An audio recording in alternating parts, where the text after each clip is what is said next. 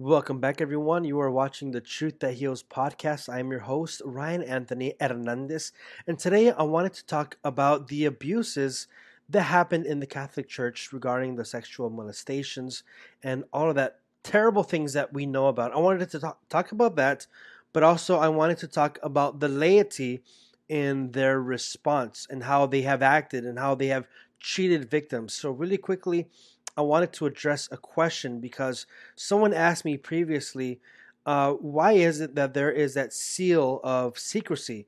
So there's a seal of secrecy where a penitent goes to confession and the priest is bound under excommunication to keep it a secret. So if he breaks that seal, he is automatically excommunicated.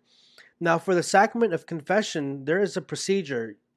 Um, for example, if I were to go to a priest and I were to tell him, "Hey, look, Father, can I talk to you real quick? Um, this happened to me. I was, for example, some priest or some religious person violated me."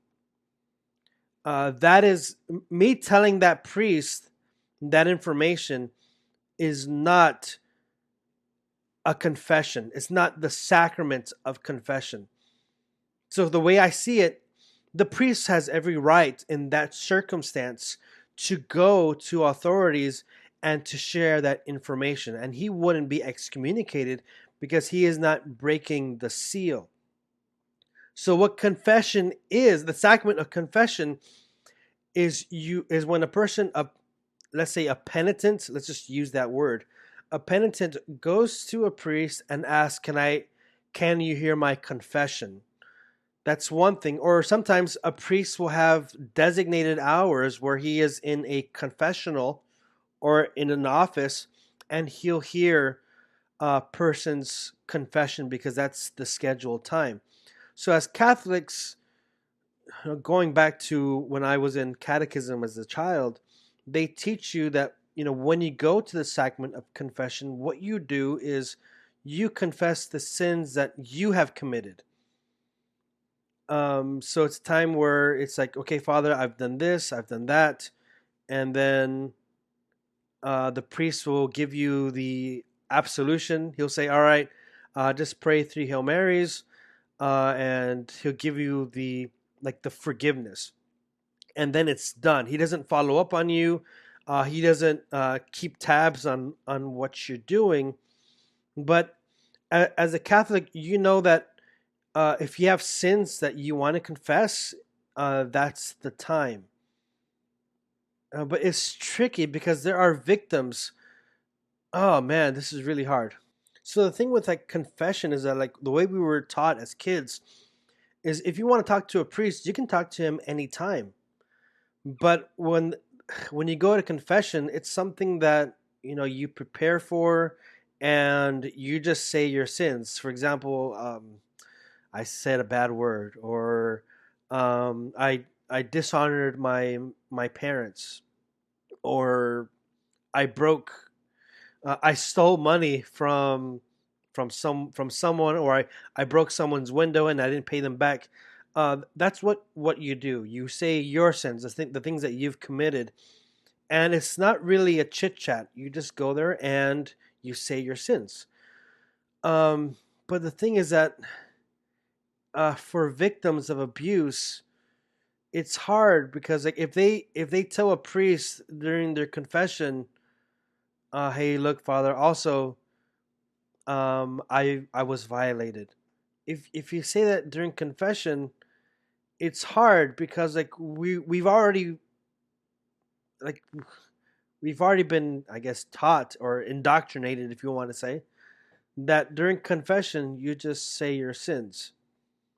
But outside of confession, you can go to a priest, and that seal of secrecy, it doesn't stand. So I think that for victims of abuse, it's hard because I'm trying to speak legalistically within the Catholic Church. For victims, I think the best time to talk to someone about being victimized, don't go to any random priest. Um, don't go to a maybe don't go to a priest at all at this point, because in confession, because they're not going to do anything. Sadly, I hope that they'll give advice or something. I don't know. I don't have the answers, and I'm still also looking. But also, maybe instead of going to the sacrament of confession, know that outside of confession, if you talk to a priest, he is not bound by secrecy within the church laws. Now, civil laws is different, and I think that they're trying to overthrow that. But the Catholic Church isn't going to move, and I'm pretty sure that priests aren't going to move. So I'm just trying to look at this through different perspectives. So maybe the best time is, outside of the sacrament of confession, talk to a priest and say, hey, this happened. Or if you don't even want to talk to a priest, go to authorities or uh, go to someone to find help so you can address this, or a friend, if you have a friend that you can trust. And it's very hard because sometimes there's people who don't have friends. They feel isolated, and it's like, who the hell do you go to? And it's like, oh, I went to this priest in confession, and I told him that these things happened, and he's not doing anything. Well, the reason he's not doing anything is because you told him during the sacrament of confession, and which I've established earlier. In a sacrament of confession, there's that process where it's scheduled, or you ask the priest, "Can I have a confession?" So instead, if you want to get around that, don't say this is a confession. Just tell them it's a conversation, and maybe that'll be a bit around that seal of secrecy. So then that priest can do something about it. Number two, and I'm going to be a little bit deeper in this, because there are so many priests and nuns and religious people who did violate the dignity of a person's body. And we know about it. We've seen it in the news, we've seen it in movies, on TV shows. And what happens is that this predator priest, or even bishop or cardinal, they get moved around, or it's been hushed because it's like they don't know what to do about it, or they'll go to confession. Like, let's say a priest violates someone, he'll go to confession because there's that seal of secrecy. He'll go and he'll get his sins forgiven, but then many times they do the same abuse over and over again. So my solution would be that the Catholic Church, to make a change, I think that abuse, violating people, especially for priests to do that, or bishops to do that, that should be automatic excommunication. Because I know that there's that seal of secrecy for confession, and if a priest breaks that, he's excommunicated. So that means he can't receive the sacraments, he can't go to confession. I'm pretty sure. I'm gonna have to double check, but I'm pretty sure he can't even go to the sacrament of confession. He can't hear mass. He's no longer active as a priest. That's what happens for violating the sacrament of the secrecy of confession, for breaking the seal. But I think that if you're going to break a person, if a priest is going to break a person, violate a person, manipulate a person, that should be automatic excommunication, which means that he shouldn't have a right to have mass. He shouldn't have a right to hear confessions. He has no right to be at the church. He needs to be kicked out, and he needs to go to jail. So I think that what the church needs to do right away, when a person commits those sins, those crimes of violating someone, straight to excommunication.